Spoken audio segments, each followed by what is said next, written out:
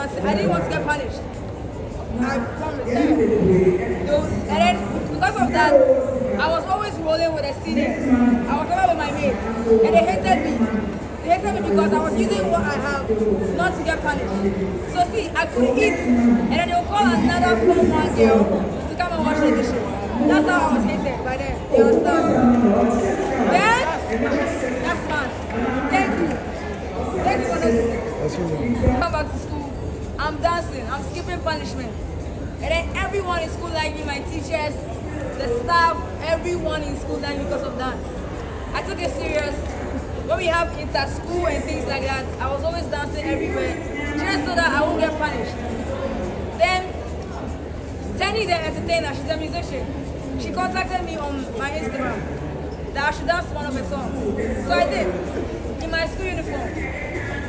And guess what? I got suspended from school, right? For like 1 week. It was an internal suspension. So I was told to fetch sand, 50 buckets of sand from downstairs. There was a hill, National was on a hill. So from down, fetch it from down to the top, 50 buckets a day. I didn't do it. Yeah, because they also punished the boys to do it, and they didn't know they punished the boys. So the boys were fetching the sand, and it looked like I was the one doing the work. See, in school, be smart. You understand? So I started posting more on social media because it was getting me a lot of fame, and I wasn't getting punished. So there was no, like, the real reason for all this was not because I wanted fame or because of money. It was just for the love of it. And guess what? It took me a lot of places. I see, after I say one line, then you go shout, okay? So listen, are you ready? Because of dance, I got featured in Beyonce's Already music video.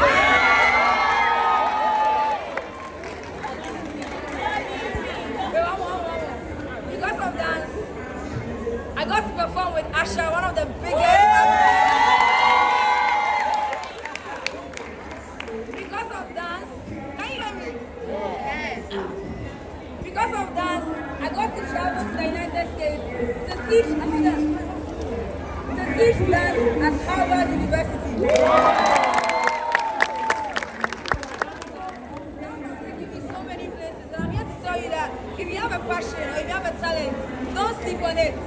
Most of our parents wanted us to have those white collar jobs, doctor, be a nurse, be a doctor, be a musician, be a what are those jobs?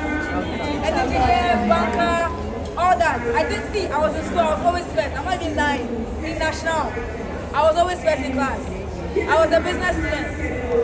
And I thought it was me that was the smartest. But it was the people that were not. Humbling for us is that we don't have all the answers. As big as we are, as influential as we are, everybody has an MTN SIM here, I'm sure.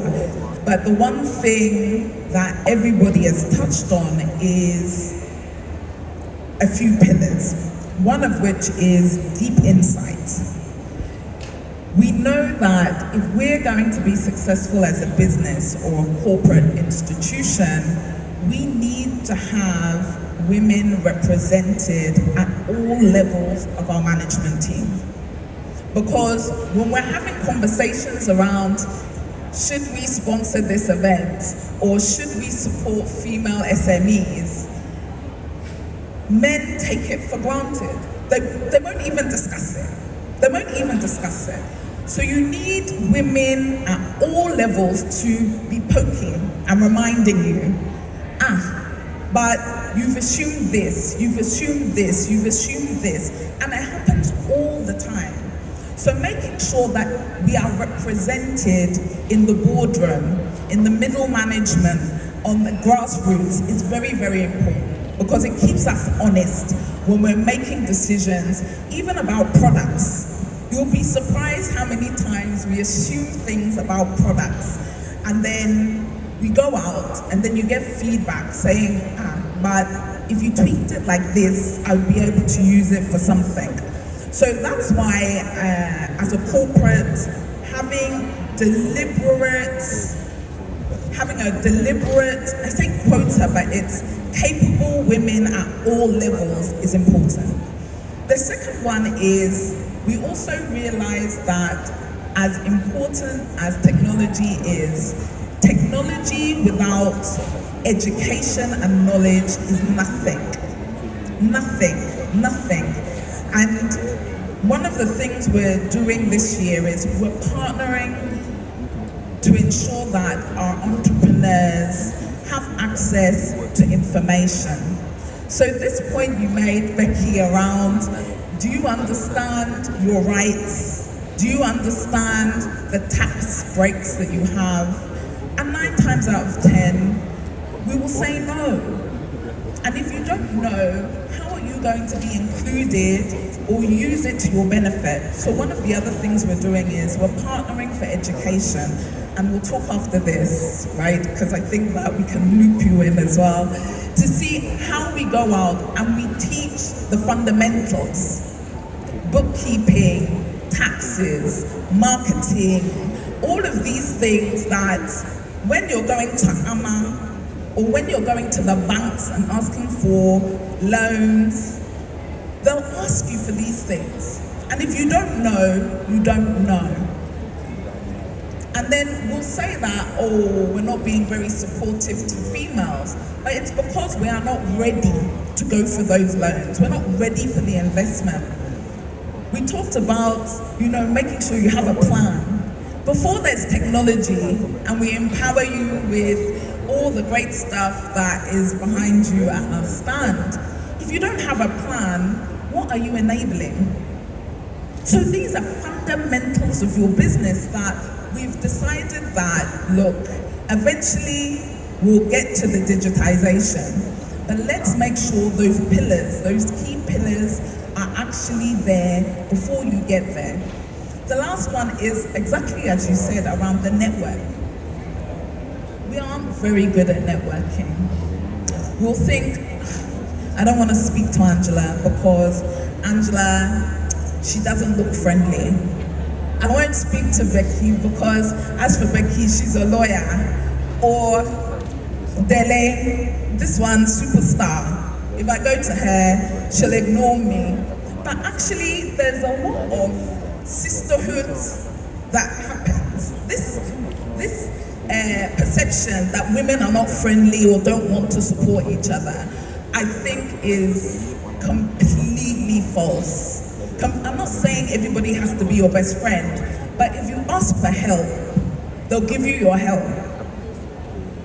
And so therefore, we have to put ourselves out there. So one of the other things we're doing, we're coming up with a women's product that involves an element of mentoring and also networking. So that you can ask, how did you do it? Because as you rightly said, you can take the plan or copy and paste, but the execution of how you do it is uniquely yours. So there is no shame in sharing your stories. And one of the other things that I think as women we don't do, that networking and having these safe spaces will help with, is the vulnerability. I know a few ladies on the panel, and everybody has a story. And it's not the Disney story that you think it is. You see us all, we're out here, our Christy Brown, our shoes, we've made it. Please, we have suffered. And we don't talk about it enough. We don't talk about it enough. And without talking about it, you will be surprised how many people will give up. Instead of having someone saying, just go for it, Angie, don't mind these people, just go for it. That little word of encouragement from your sister will help you move on to bigger and better things. She's the one that is telling you, don't do this, me, I did this, do it this way. And so there's that camaraderie, that sisterhood, that networking experience that we need to open ourselves up to a bit more. We have to be a bit more vulnerable. Not all the stories are Disney stories. We've sweated to come here. Good, bad, ugly. So these are the things from an MTN point of view we're trying to open. I had a dream, as I said, and I dream a lot. I can dream for 30 minutes. You can even pour hot water on me. I won't even feel it. I have that bad habit. I dream a lot. So I'm very sure everybody here in agribusiness or any other business had a dream.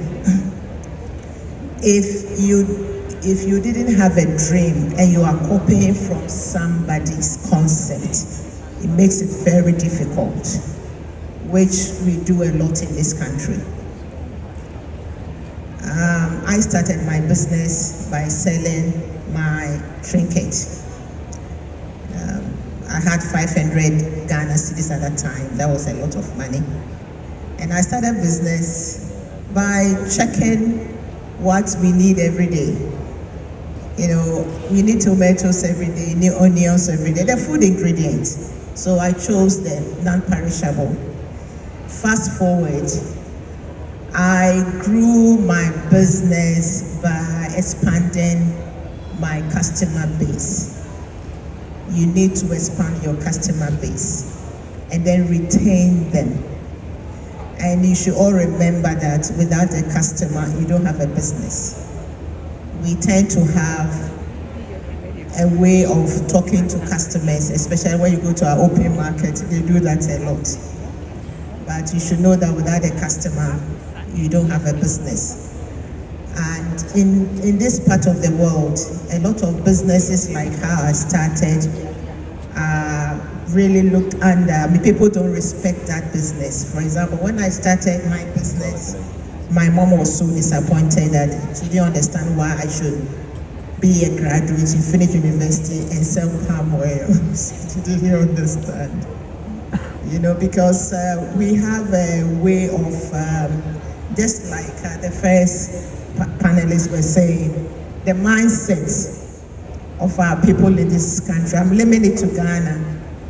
We all have to finish universities and go and work the white-collar jobs. So to scale up a business, you need to have a very good customer base. And the most important thing you should do is your quality. Quality is very key. We've been able to thrive on the international market for almost 30 years because of our quality. We have other people coming in, poaching our workers, doing the same thing. And then one thing that you have to do is always plan ahead. You should expand your product base. For example, I went around and I've seen a lot of processing of other agri produce. You have to segmentize your product. For example, in our business, we have oils, edible oils. We have cassava, any derivatives. Oils as derivatives, so we expand on that. The derivatives of oil comes in FFA, stearine, glycerin, and you need to read a lot on to understand your business, what you are doing. Cassava, we all know cassava is only gari, but there's a lot. There are oleochemicals part of it, just like the oils. When I say oleochemicals, I mean what geisha is selling now. You need to have stearine before you can produce geisha. Yes, it's organic. Then we have seeds and nuts. You can go on and on and on. And you need to expand and you need to have a vision. And for me, vision is not static, it's very dynamic. You know, and this generation are very lucky. When we started business, there was no mentorship, there was no internet, there was no international call. You have to go all the way to Circle before you can make your international call. You know, my boys, you ask me, how were you existing without internet? And I said, we did it. So you are very lucky. We didn't have the advantage or to have this panel.